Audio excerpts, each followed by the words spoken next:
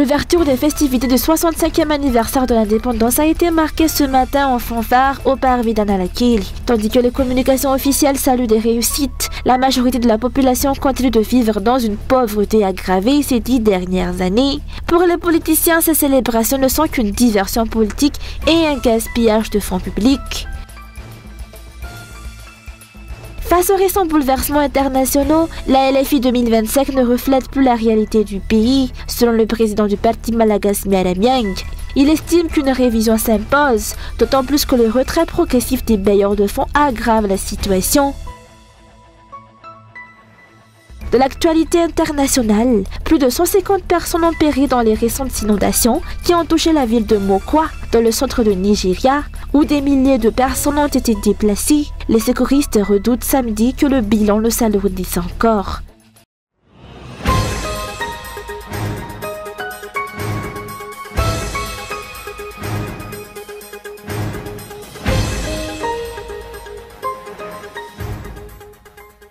Face aux récents changements dans les relations internationales, il est nécessaire de modifier la loi de finances initiale 2025 car elle ne correspond plus à la réalité actuelle du pays, selon le président national du parti Malagasy Mialamiang. Le pays s'enlise de plus en plus, surtout après le retrait progressif des bailleurs de fonds après l'adoption de cette LFI.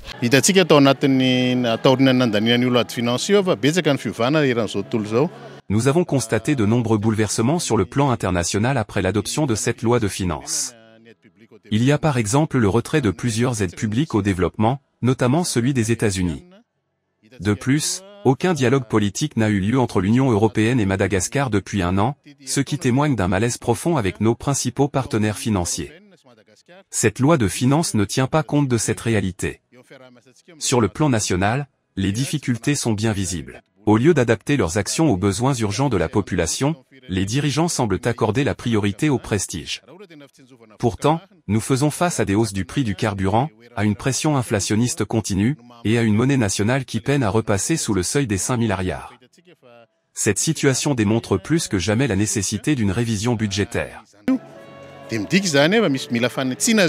De plus, les dirigeants annoncent qu'ils vont demander une annulation de dette envers la France, dette évoquée dans le cadre des discussions sur la revendication des îles éparses. Il a été déclaré à cette occasion que si les négociations aboutissaient, la construction du téléphérique serait quasiment gratuite. Une demande restée sans réponse de la part du gouvernement français, alors que les Malgaches, eux, payent déjà cette dette.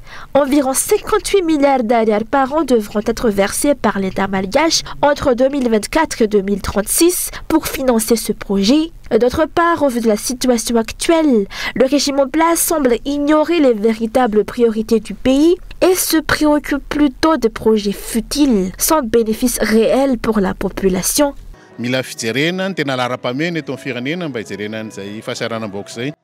Les priorités doivent être réajustées dans le pays afin de répondre aux réelles difficultés que traverse la population. Ce n'est pas ce que l'on observe actuellement. On assiste plutôt à une multiplication des déplacements à l'étranger et à des dépenses engagées pour accueillir des délégations étrangères.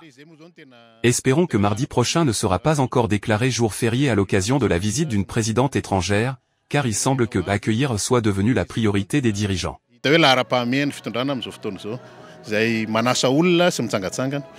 Rappelons que le gouvernement avait déjà annulé la modification de la loi de finances initiale en 2023, comme c'est le cas cette année. Ce choix soulève des interrogations et des inquiétudes chez les observateurs sur la gestion des fonds publics par l'exécutif. L'annulation de la modification de cette LFI 2025 traduit un manque de considération pour l'Assemblée nationale et renforce aussi le constat d'absence de décentralisation.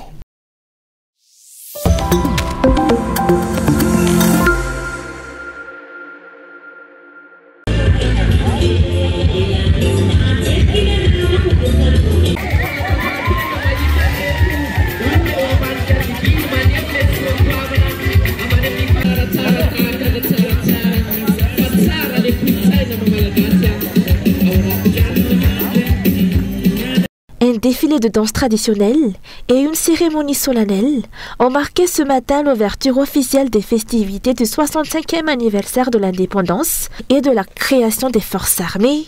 Les institutions et l'ensemble des départements ministériels ont pris part dans ces manifestations, mettant en avant les spécificités culturelles des 24 régions de Madagascar. À en croire ce qui s'est passé sur place aujourd'hui, Madagascar serait en pleine ascension et les responsables politiques enchaîneraient les succès. Si l'on se fie aux communications officielles du régime et aux applaudissements de ses partisans. Pourtant, dans la réalité, 65 ans après l'indépendance, une grande majorité des Malgaches vit toujours dans une pauvreté extrême, aggravée au cours des 10 dernières années. Ce genre d'événement n'est qu'une manœuvre politique, selon un politicien, et un gaspillage manifeste de fonds publics. Les dirigeants profitent, selon lui, de chaque occasion pour faire la fête, dans l'objectif de détourner l'attention de la population et d'atténuer la colère sociale face à une crise persistante sur les plans économiques et sociaux. 65 ans de pauvreté. Il ne devrait pas y avoir de telles dépenses si la nation était véritablement fondée. Les Malgaches pourraient célébrer l'indépendance dans leur propre localité, à leur initiative, lorsqu'ils ressentiront réellement cette indépendance sans que les dirigeants aient besoin d'organiser une telle mise en scène politique. C'est politique, justement parce qu'ils sentent que leur régime s'effondre. Pour tenter de plaire au peuple, ils organisent ces festivités. C'est une diversion, un moyen de distraire une population qui reste l'une des plus pauvres du monde.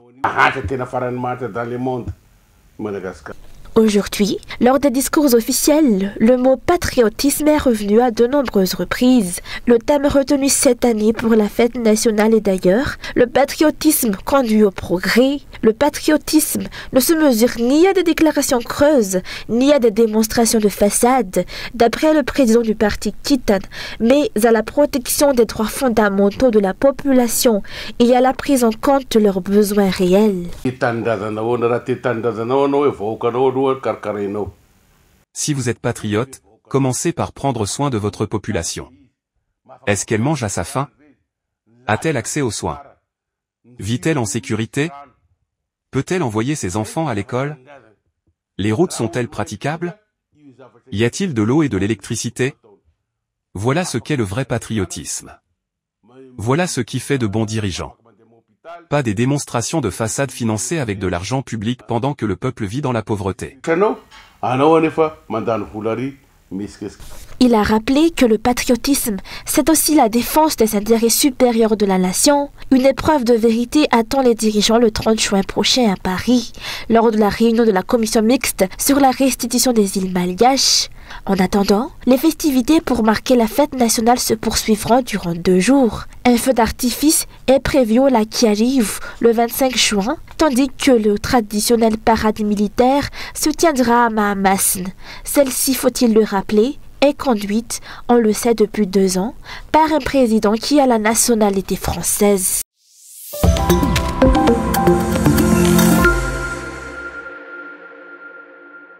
La célébration du 26 juin n'est plus qu'une formalité, car c'est une date établie et héritée de tous les régimes précédents. Mais en réalité, les décisions stratégiques pour la gestion du pays, qui devraient incarner l'indépendance, dépendent entièrement de l'étranger. La manière dont le pays est géré actuellement illustre un manque criant d'indépendance. La preuve en est l'implication des bailleurs de fonds que les dirigeants considèrent comme des décideurs incontournables à Madagascar. Cela inclut des décisions vitales, telles que la restructuration de la Jirama ou la fixation du prix du carburant.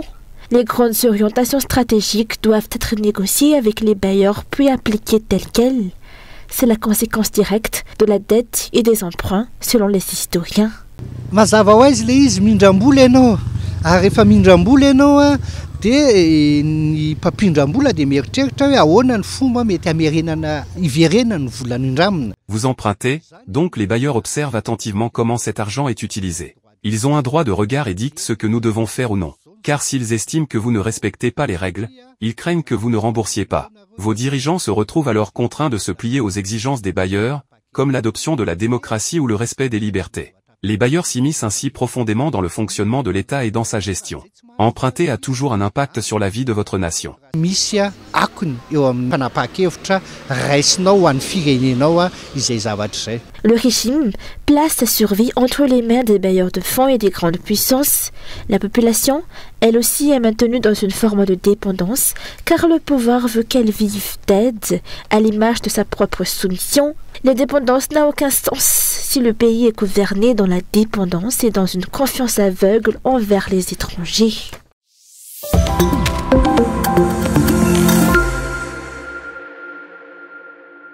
Le collectif de la société civile pour la défense des terres malgaches, TANI, a réclamé ce jour dans un communiqué que le pouvoir central fasse preuve de transparence concernant la situation des petites îles du nord de Madagascar. Le collectif s'interroge. Quelles sont les informations qui ont émergé lors du passage des hauts responsables de l'État à Nosy Be, en dehors de ce qui a été mentionné dans le compte-rendu du Conseil des ministres? Selon le collectif, non seulement les dirigeants accompagnés de personnalités en provenance d'Antananarivo étaient présents à Nosy Be à ce moment-là, mais 2 gros yachts ainsi qu'un avion étranger ont également été aperçus sur place. Depuis, des rumeurs persistantes font état d'accords commerciaux qui auraient été signés entre les autorités malgaches et des investisseurs étrangers concernant ces petites îles, sans qu'aucun démenti officiel n'ait été publié par le gouvernement à ce jour. Face à cette opacité, l'organisation demande au gouvernement de déclarer officiellement, comme il en a l'habitude, s'il existe ou non de tels accords concernant les petites îles du Nord. Si c'est le cas, elle réclame que les autorités précisent quelles îles sont concernées, la nature de ces accords et en rendent public le contenu au nom de la transparence. Le collectif rappelle qu'en février 2025, le ministre de la Décentralisation et de l'Aménagement du Territoire avait affirmé qu'il n'y avait eu ni vente ni location de l'île de Mitiou. Le gouvernement confirme-t-il toujours aujourd'hui qu'aucune des petites îles du Nord n'a été traitée comme une marchandise et n'a fait l'objet de transactions avec des investisseurs, qu'ils soient nationaux ou étrangers? Le collectif TANI réclame une réponse claire. Il précise que ces accords peuvent prendre différentes formes, dont partage, échange, location ou vente à des particuliers, des entreprises ou des États. Toujours au nom de la transparence, le collectif demande au pouvoir central de rendre public tous les accords signés et toutes les décisions prises à Dubaï concernant les petites îles du nord de Madagascar et la zone de réserve foncière touristique. Une coïncidence troublante est également relevée par l'organisation.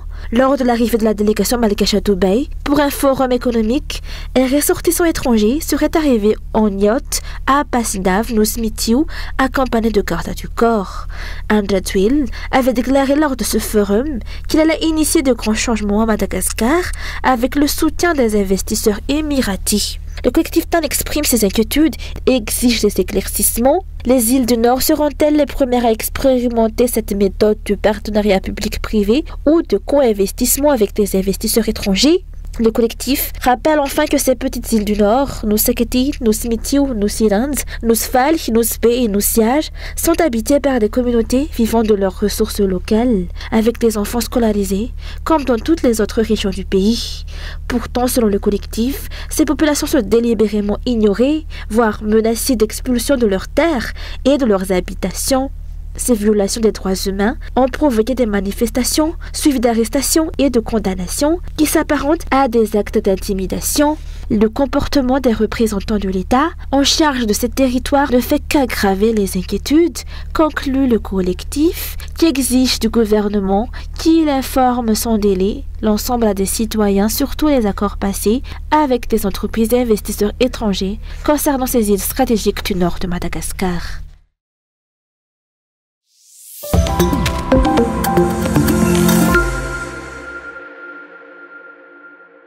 Seul le pétrole lampant n'a pas vu son prix baisser lors des récentes fluctuations du prix des carburants, poursuivant au contraire une tendance à la hausse. Son tarif a connu 5 augmentations successives de 200 ariary chacune, soit une hausse totale de 1000 ariary en 5 mois depuis janvier. De 2430 ariary en décembre 2024, il est ainsi passé à 3430 ariary en ce mois de juin 2025. Les 80% de la population vivant en milieu rural, sans accès à l'électricité, qui utilisent le pétrole lampant pour l'éclairage, sont les premières victimes de cette hausse, selon un anthropologue interrogé. Les démunis sont directement concernés, car l'utilisation du pétrole lampant touche principalement les populations rurales et celles qui n'ont pas accès à l'électricité. Le pétrole lampant fait partie des produits de première nécessité. Son renchérissement entraîne donc une hausse des dépenses pour ces foyers. Il est difficile, voire impossible, d'en réduire ou d'en arrêter l'usage, car il conditionne l'éclairage quotidien.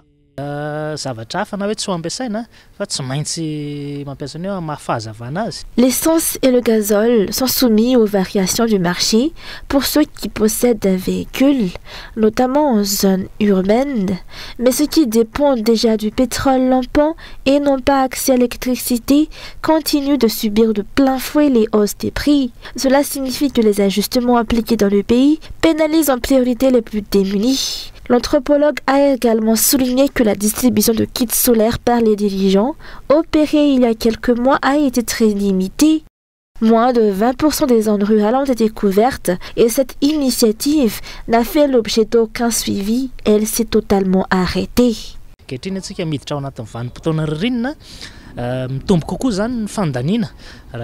Nous entrons dans une période où les dépenses liées à l'éclairage augmentent, car dès 17 h, il fait déjà nuit.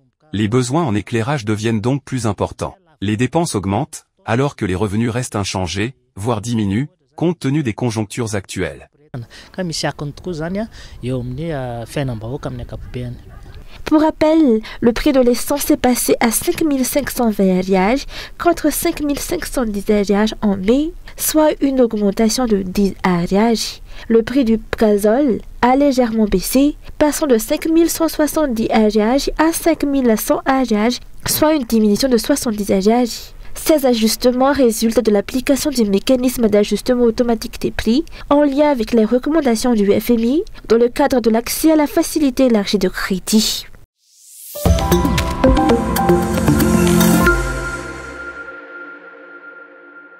Un conflit a éclaté entre la commune de Fort-Dauphin et la Jirama. Les deux parties se réclament mutuellement des dettes impayées. Conséquence, l'éclairage public dans le centre-ville ne fonctionne plus depuis plusieurs mois. La Jirama réclame à la commune des factures d'électricité impayées depuis longtemps, s'élevant à environ 7 milliards FMG, soit environ 1,4 milliard d'ariages.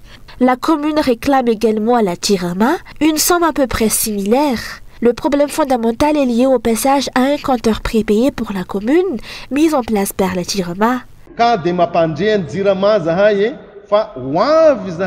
Nous adressons une mise en garde à la Jirama, nous n'accepterons pas cette situation et poursuivrons nos revendications jusqu'au bout. Nous lui rappelons que l'eau qu'elle exploite à Rangoulam est gratuite et qu'elle ne verse aucune redevance à la commune. Il en va de même pour les terrains qu'elle occupe en vertu d'un contrat de bail datant de près de 40 ans, et pour lesquels aucun paiement n'a encore été effectué. Si la Jirama nous réclame des dettes, la commune est également en droit de lui réclamer les siennes et il est temps de faire les comptes. La Jirama ne peut pas tenter de combler son déficit en exerçant une pression injuste sur les collectivités. Ce différend entre la commune et la Jirama à Tolagnac reste donc une affaire en suspens. Des appels à la négociation et à la recherche de solutions sont en cours sur place. Il y a aussi des revendications pour que l'électricité ait un véritable impact sur la population, notamment en raison de la présence de parcs solaires et éoliens locaux. Il est important de rappeler que c'est la commune qui prend en charge les factures liées à l'éclairage public. Il est donc nécessaire d'équilibrer le budget de certaines communes, notamment avec l'installation de compteurs, car certaines pourraient ne pas avoir les moyens de régler ces charges. La population, quant à elle, a besoin de lumière pour sa sécurité.